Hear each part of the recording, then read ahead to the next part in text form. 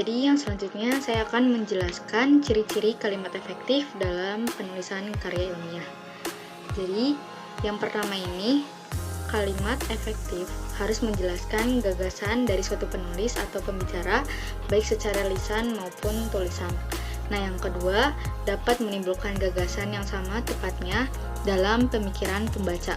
Nah, yang ketiga, ini memiliki subjek, predikat, serta unsur-unsur lain seperti objek ataupun keterangan yang saling mendukung serta membentuk kesatuan tunggal.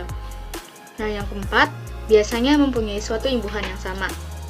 Jadi, jika bagian kalimat itu menggunakan kata kerja berimbuhan di, bagian kalimat yang lainnya pun harus menggunakan di juga.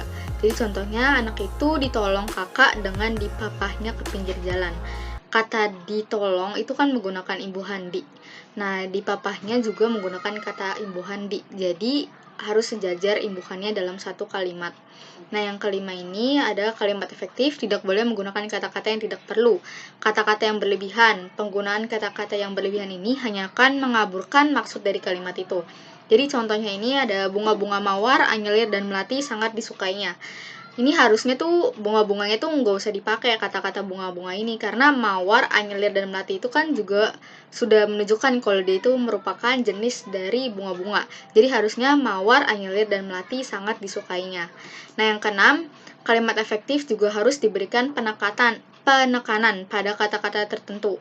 Jadi caranya bisa dengan mengubah posisi kalimat, menggunakan penekanan dengan imbuhan lah, pun, dan juga kah.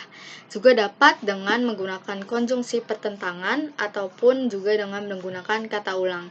Nah, yang ketujuh, kalimat efektif ini haruslah logis. Jadi kelogisan dari suatu kalimat ini penting dalam penulisan karya ilmiah.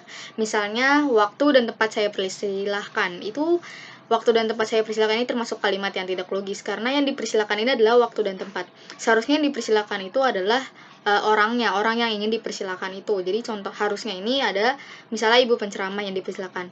Ibu penceramah saya persilakan untuk naik ke podium. Jadi seharusnya seperti itu. Kalimatnya harus logis sesuai dengan logika kita sebagai manusia.